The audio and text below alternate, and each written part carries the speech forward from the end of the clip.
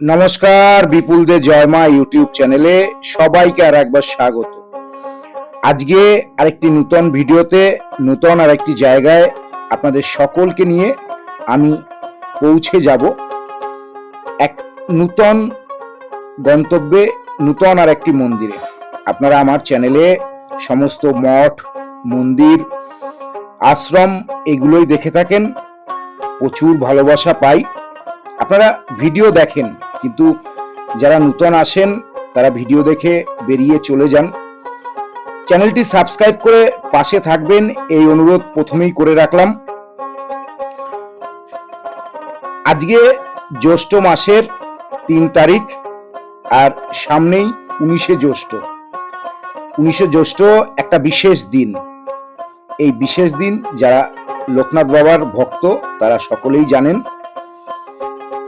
আর যারা জানেন না তাদের জন্য বলে দিচ্ছি, এই 19শে জ্যৈষ্ঠ লোকনাথ বাবার তিরোধান দিবস। এই তিরোধান দিবসে লোকনাথ বাবার মন্দির সম্পর্কে বাংলার বুকে কথা উঠলেই ওঠে দুটো মন্দিরের কথা। একটা হলো চাকলা আর একটা কচুয়া। যাই হোক, আমরা কিন্তু এক নূতন মন্দিরের সন্ধান আপনাদের দেব। এই মন্দিরের কথা অনেকেই জানেন না, আবার কিছু মানুষ জানেন। আজকে আমরা এই জন্যে বেরিয়ে পড়েছি। যারা কোনা হাইওয়েতে গেছেন তারা এই মন্দিরের কথা শুনেছেন, বা বাসে গেলে এই একটা স্টপেজ রয়েছে লোকনাথ বলে। যাই হোক, আমরা কিভাবে যাচ্ছি, কিভাবে সেখানে পুজো দেওয়া যায়, কখন মন্দির খোলা থাকে, সম্পূর্ণটা বলবো, আপনারা দেখতে থাকুন। প্রথমেই আপনারা হাওড়া এসে কোনা হাইওয়ে দিয়ে যে বাস যায় সেই বাসে উঠে আপনারা লোকনাথ স্টপেজ বা লোকনাথ মন্দির স্টপেজ বললেই আপনাদের নামিয়ে দেবে। চলুন, আমরা ভিডিও বেশি বড় করব না। প্রথমেই ভিডিওতে আপনাদের একদম হাইওয়ের পাশেই এই লোকনাথ মন্দির, যেখানে বাসে নামিয়ে দেবে তার বাঁদিকেই এই মন্দির। প্রথমেই ঢুকতে গেলে একদম মন্দিরের উপরেই একটি গণেশের মূর্তি রয়েছে, আর সুন্দর সিমসাম মন্দির। এটা কিন্তু একটা অলৌকিক জায়গা বলতে পারেন। এক সাধক, বাবার সাধক, তিনি এই মন্দিরে স্থাপন করেছিলেন। প্রথমে ঢুকলেই আপনারা চারিদিকে বিভিন্ন গাছে বা প্রকৃতির মাঝে একটা সুন্দর মন্দির দেখুন। প্রথমেই দেখাই দোতলা বিশিষ্ট এই মন্দির, আর এক চূড়া। এই চূড়াটিতে কয়েকটি কলস এবং তার উপরে ত্রিশূল রয়েছে।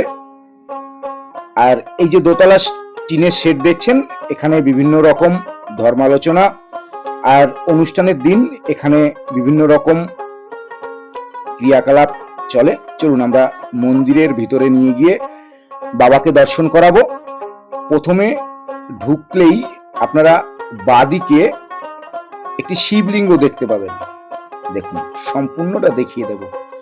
আর প্রথমেই বলে রাখি, প্রতিটি মন্দিরের মতো এই মন্দিরের ছোট্ট সামনে নাট মন্দির, তারপরে গর্ভগৃহ। আর নাট মন্দিরের ঠিক আগেই মন্দিরের বাইরে এই যে একটি শিবলিঙ্গ রয়েছে। আপনারা চাইলে এখানে এসে বাবার মাথায় জল ঢালতে পারেন। সম্পূর্ণটা দেখাবো, দেখতে থাকুন। এরপরেই আপনারা নাট মন্দির বা একটি ছোট্ট বারান্দা দেখতে পাবেন। চলুন আমরা আপনাদের নিয়ে সকলকে মন্দিরের ভিতরে প্রবেশ করি। প্রথমেই বলে দিই, এই মন্দির সকাল 6:30টায় খোলা হয়, 11টা পর্যন্ত খোলা থাকে। আবার বিকেলে 4টের সময় খোলা হয়, রাত 8টা পর্যন্ত খোলা থাকে। এই সময় এলে পুরোহিত মশাই থাকেন, আপনারা পুজো দিতে পারবেন। কিন্তু আমরা 11টার পরে এসে পৌঁছেছি, তবুও পাশের এক ভদ্রলোক আমাদের সহযোগিতা করেছিলেন। আমরা তাই মন্দিরের ভিতরে প্রবেশ করতে পেরেছি এবং দর্শন করতে পেরেছি। নাট মন্দিরের উপরে বিভিন্ন পটচিত্রে এইখানকার বিভিন্ন সাধক সাধিকা তারা মায়ের ছবি, বাবা লোকনাথের ছবি, আর এছাড়াও বিভিন্ন পটচিত্র রয়েছে যেগুলো আমার জানা নেই। কেউ জানা থাকলে কমেন্টসে জানাবেন। এখানে সমস্ত অনুষ্ঠানই হয় 19শে জ্যৈষ্ঠ। আর এই যে ভদ্রলোক, ইনি এই কমিটির একজন সদস্য ছিলেন, তিনি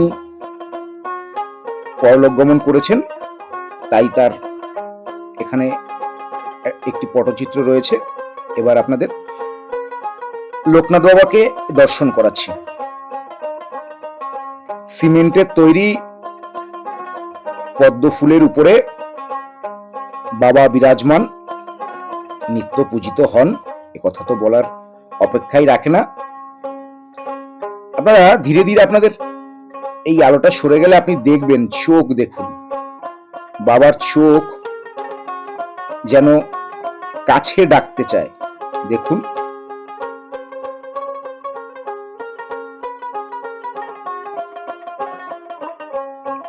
বাবার পাশে কমণ্ডলু রয়েছে, আর নিচে একটি রূপোর বাবা লোকনাথের মূর্তি রয়েছে এবং ছোট একটি শিবলিঙ্গ রয়েছে। ঘট তো রয়েছেই, কিছুক্ষণ আগে পুজো হয়েছে তারই দৃশ্য দেখালাম। আর পাশেই বাবার শয়নের যে বিছনা রয়েছে সেটিও এক ঝলক দেখাচ্ছি, যদিও কাজ বন্ধ, আবছা দেখালেও আপনারা যারা এই সকালে বা বিকেলে মন্দির যখন খোলা থাকবে তখন আসলে আপনারা সম্পূর্ণটা দেখতে পাবেন। আজকের মতো এখানেই শেষ করছি। জয় গুরু, জয় জয় মা তারা।